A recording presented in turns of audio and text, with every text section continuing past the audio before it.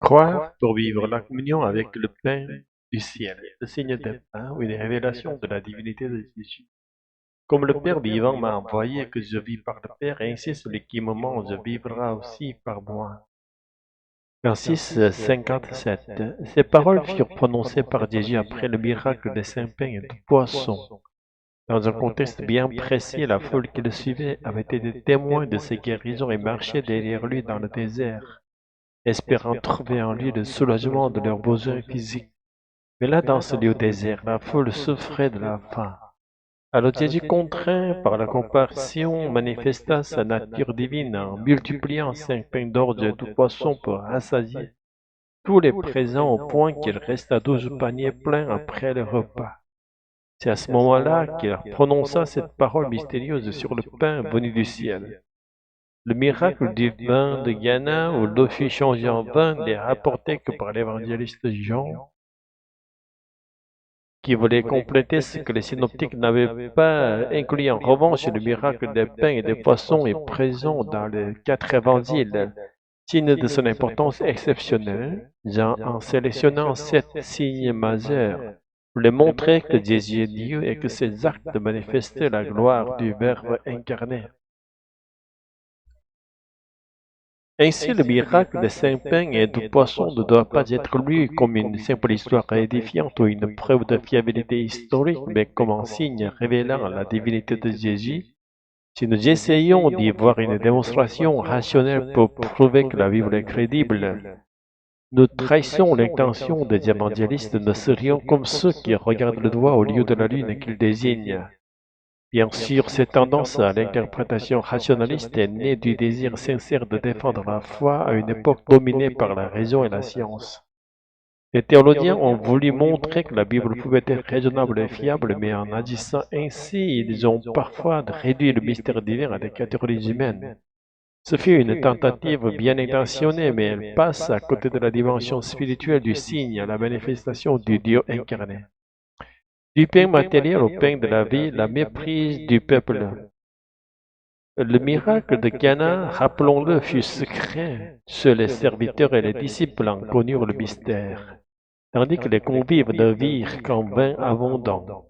En revanche, le miracle des pains fut public et visible de tous les présents. La foule émerveillée voulut faire de Jésus leur roi. Ces gens ayant vu le signe qu'il avait fait dire, c'est vraiment le prophète qui doit venir dans le monde. Jean 6, 14. Et Jésus, sachant qu'il allait venir l'enlever pour le faire roi, se retirera de nouveau sur la montagne, lui seul. Jean 6, 15. Jésus n'avait pas accompli ce miracle pour prouver sa puissance ni pour susciter l'enthousiasme populaire.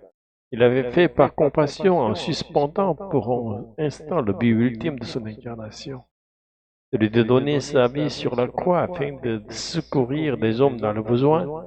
C'est pourquoi il refuse la royauté terrestre qu'on veut lui imposer.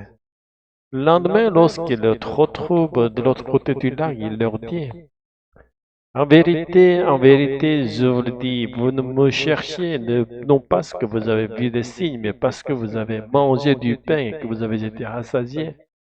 Autrement dit, ils avaient cherché la satisfaction de la chair, non le sens spirituel du signe.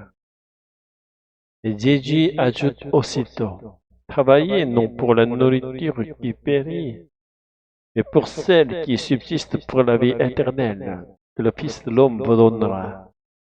Mais le peuple ne comprend pas cette parole, il reste prisonnier d'une logique de mérite, pensant que la reconnaissance divine dépend de ses propres œuvres. Aussi demande-t-il: que devons-nous faire pour accomplir les œuvres de Dieu?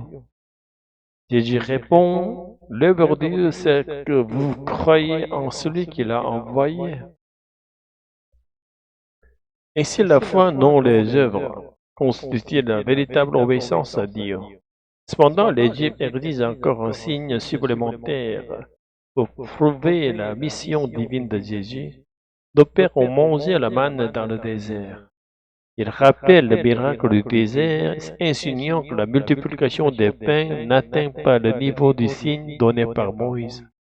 Autrement dit, il refuse de reconnaître dans Jésus le Dieu qui agit et le réduit à un homme habile.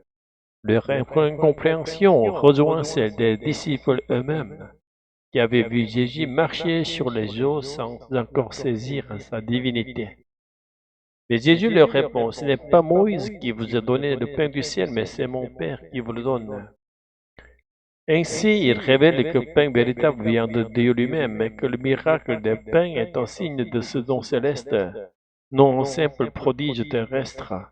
La manne et les pains ne sont que des symboles d'un nourrissement spirituel qui donne la vie éternelle.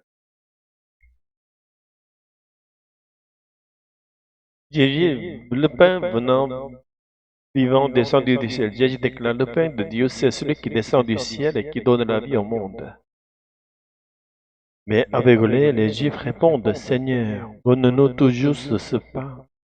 Ils ne comprennent pas que le vin véritable n'est pas une chose, mais une personne. Jésus répond, je suis le pain de vie. Celui qui vient à moi n'aura jamais faim. Celui qui croit en moi n'aura jamais soif. Jean 6, 5, 35.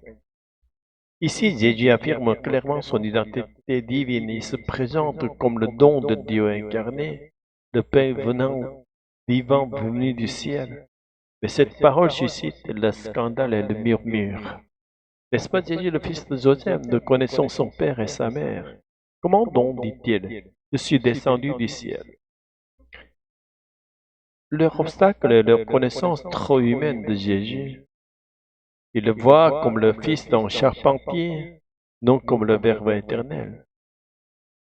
Jésus poursuit, je suis le pain vivant descendu du ciel. Si quelqu'un mange de ce pain, il vivra éternellement.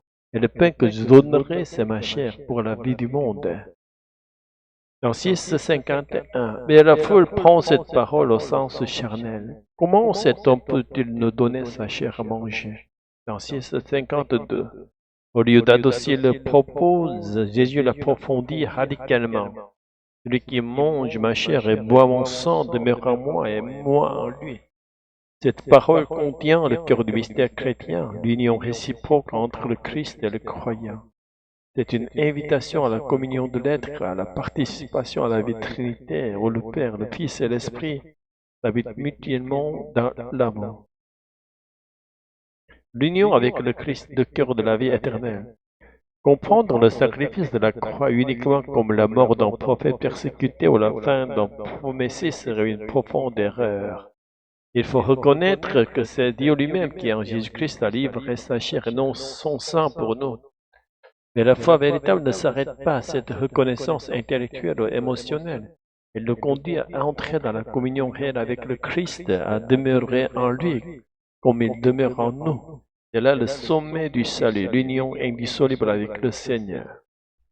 Croire que Jésus est mort pour nous ne suffit pas, il faut encore vivre de lui, être en un avec lui et participer à sa vie divine.